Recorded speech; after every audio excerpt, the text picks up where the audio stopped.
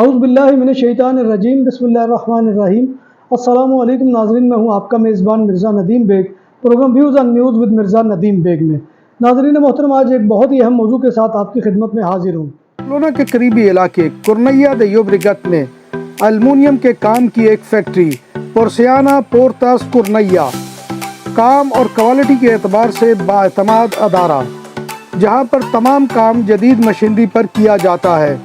آپ کے گھروں اور کمرشلز کے لیے ایلومینیم کے دروازے، کھڑکیاں اور دیگر اشیاء بنائی جاتی ہیں۔ ہمارا پتہ یہ ہے۔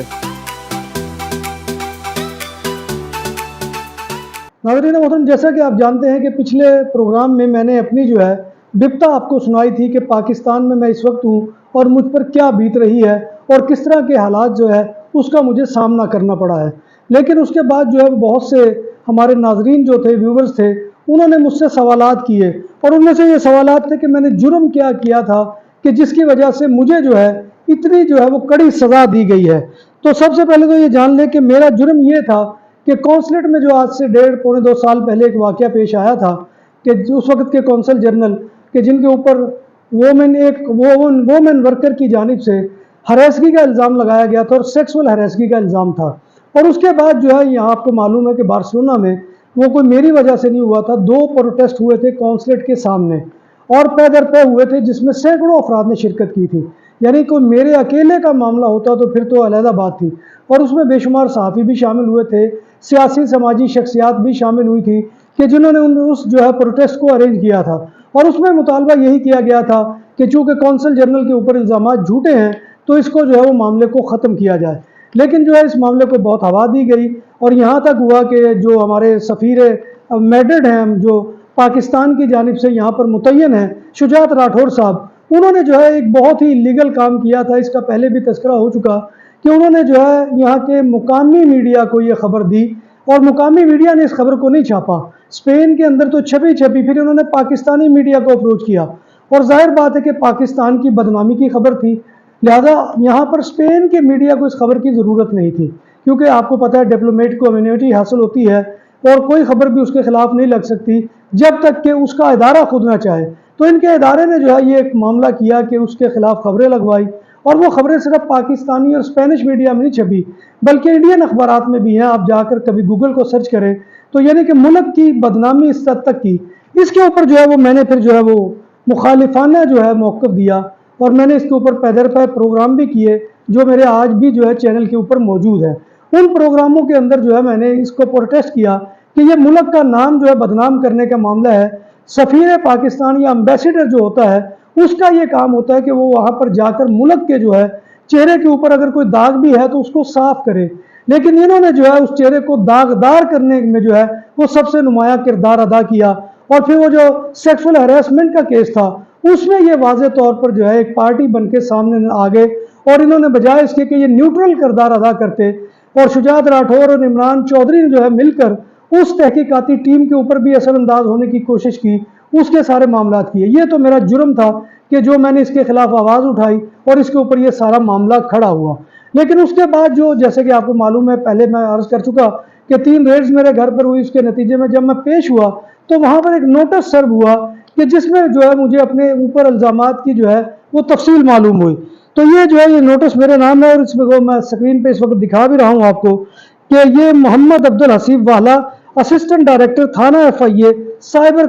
کرائم گجرانوالہ کی جانب سے ہے۔ چونکہ انکوائری مقدمہ نمبر 948/23 میرے زیر دریافت ہے، اور میرے علم میں یہ بات آئی ہے کہ آپ انکوائری کے حالات و واقعات سے بخوبی واقف ہیں، لہذا آپ کو بذریعہ حکم نامہ پابند کیا جاتا ہے کہ آپ مورخہ 18/8/2023 کو بوقت 2 بجے تھانہ FIA سائبر کرائم گجرانوالہ، غوثیہ پلازا، سٹی ہاؤسنگ سکیم، نزد موڑ، امن آباد، GT روڈ، گجرانوالہ میں پیش ہو کر ان سوالات کے جواب دیں۔ اب یہ سوالات یہ میرے اوپر الزام ہے۔ اب یہ تعمیل کی صورت میں آپ کے خلاف یک طرفہ کارروائی عمل میں لا کر گرفتاری کا تحرک کیا جائے گا۔ تفصیل الزامات: غیر قانونی طور پر درخواست دہندہ کے ساتھ ہونے والے فراڈ۔ اب یہ درخواست دہندہ کون ہے اس کا یہاں پر کوئی تذکرہ نہیں ہے۔ آن لائن کی رقم کیش آؤٹ کرانے کا الزام ہے، یعنی کہ میں نے ظاہر بات ہے کہ یہ اب مجھے معلوم نہیں کہ اس کا مدعی کون ہے۔ اس کے بعد کہا گیا کہ غیر قانونی طور پر سم کا اجرا اور ایکٹیویشن کرنے کا الزام ہے۔ اس کے بعد آپ کے بینک اکاؤنٹ میں غیر قانونی ٹرانزیکشن پائی گئی ہیں جو کہ درخواست دہندہ کے ساتھ ہونے والے آن لائن فراڈ کے متعلقہ ہیں۔ اور اس کے بعد آپ کے نام جاری سم کے موبائل میں استعمال ہوئی ہے، وضاحت کریں کہ آپ کا ملزم کے ساتھ کیا تعلق ہے۔ تو ناظرین محترم، یہ جو ہے یہ سارے الزامات تھے، اور آپ کو معلوم ہے کہ جہاں یہ کہا گیا کہ میرے اکاؤنٹس میں جو ہے وہ غیر ملکی ٹرانزیکشن آئی ہیں، تو یہ میں پہلے بھی عرض کر چکا ہوں کہ میرا کوئی پاکستان کی سرزمین کے اوپر بینک اکاؤنٹ نہیں ہے، اور کوئی میں نے جو ہے وہ سم جو ہے یہاں پر ایکٹیو نہیں کروائی، بلکہ جولائی میں نے ایک سم آ کر جو ہے وہ اپنے جو ہے عزیز و اقارب کے اسرار کے اوپر جو ہے وہ ایکٹیو کروائی تھی، اور وہ میری زون کی سم جو ہے وہ اس وقت بھی میرے زیر استعمال ہے، اور وہ تھرو پراپر چینل یعنی بایو میٹرک سسٹم کے تحت میں نے اس کا پورے کا پورا عمل کروایا ہے۔ تو یہ جو ہے یہ جرائم تھے میرے اوپر، لیکن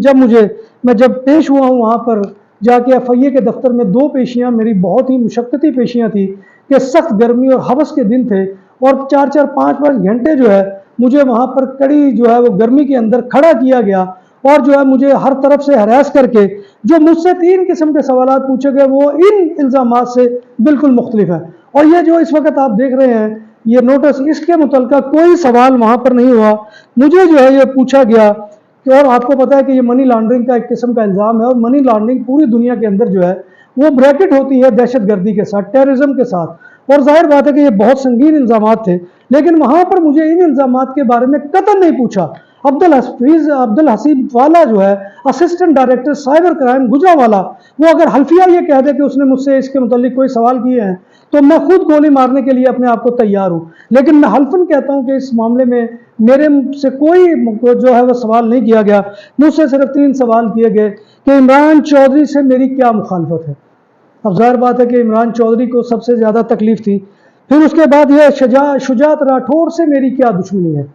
یہ جو ہے یہ سارا معاملہ۔ پھر اس کے بعد تیسرا کہ آمنہ عمر سے میری کیا رقابت ہے، اس سے کیا مسئلہ ہے۔ تو ظاہر بات ہے کہ یہ تینوں سوال گھما پھرا کر، اور جو وہ بہت ایک چرچا کر رہا ہے کہ میرا کوئی معافی والا معاملہ ہے، تو ظاہر بات ہے کہ جیسے میں نے پچھلے پروگرام میں عرض کیا تھا کہ اپنی جان بچانے کے لیے کلمہ کفر پڑھنا جو ہے وہ جس طرح سے لازم ہے، اسی طرح سے میں نے بھی اپنی جان بچانے کے لیے، کیونکہ پاکستان میں تو آپ کو پتہ ہے کہ جس طرح سے ہوتا ہے یہاں پر سرکاری ادارے، اور خاص طور پر ایسے ادارے کہ جو ایجنسیاں جو اس طرح سے بندوں کو گھیرتی ہیں، اور آپ کو پتہ ہے کہ وہ مسنگ کر کے اور کسی کی جان کے، میں اگر جو پہلی ریڈ میرے گھر پر ہوئی تھی 4 اگست کو، وہ جمعہ کا دن تھا، اگر میں گرفتار ہو جاتا تو ظاہر بات ہے کہ 3-4 دن تو میرے بارے میں پتہ ہی نہیں چلنا تھا، کیونکہ نہ کسی یونیفارم میں تھے، نہ کوئی نوٹس سرو ہوا تھا، میرے اہل خانہ تو بالکل جو ہے وہ گمنامی کی حالت میں رہتے، اور منگل کو جا کر اگر پتہ بھی چل جاتا تو بدھ جمعرات کو کہیں جا کر جو ہے پاسبل ہے کہ میری ضمانت ہوتی، کہ جو کہ امکان نہیں تھا، کیونکہ پتہ ہی نہیں چلنا تھا پہلے نمبر پر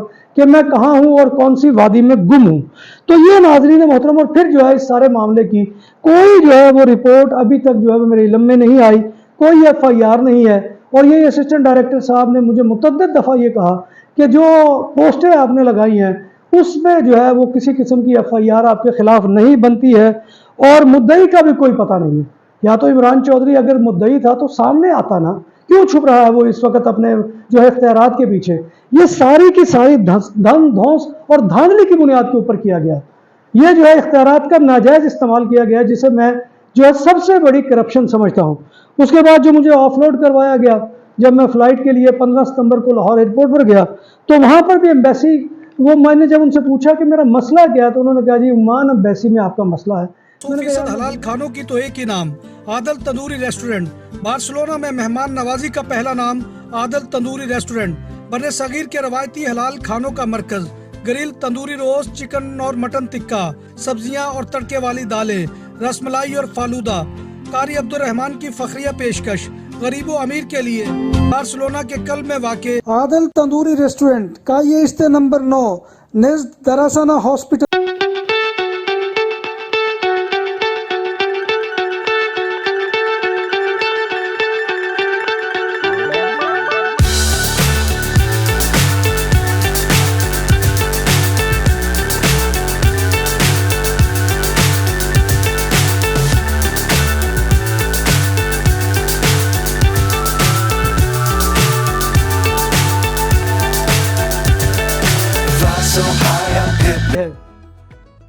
नाम भी असली, जायका भी असली, लज्जत और चटखानों की दुनिया, पुराना कुतबा रेस्टोरेंट एंड मैरिज हॉल, देसी खानों का मरकज, रोस्ट मुर्गी, चाप ग्रिल, रोस्ट रान, सालम बकरा रोस्ट, वसीओ और इजहाल, 400 अफराद के बैठने की जगह, सालगिरह, शादी और दीगर तकरीबात के लिए, फैमिलीज के लिए अलहदा इंतजाम। रेस्टोरेंट की दुनिया में खिदमत और नफासत का नाम चौधरी सिकंदर हयात गोंदल। हमारा पता काये कुर्तबा नंबर 100, बादालोना, स्पेन। हमारा फोन नंबर 9313923341। मैंने कहा यार मैं ज़िंदगी में कभी नहीं गया, और अब कुछ लोग इसमें मसरूफ़ हैं, उन्होंने मेरा ट्रैवल हिस्ट्री निकलवाया है जिसमें ये साबित हो गया, प्रूव हो गया है कि उसमें कहीं भी जो है मैं किसी एक लम्हे के लिए भी उम्मान या मस्कत नहीं गया हूँ। तो नाज़रीन मोहतरम, फिर जैसे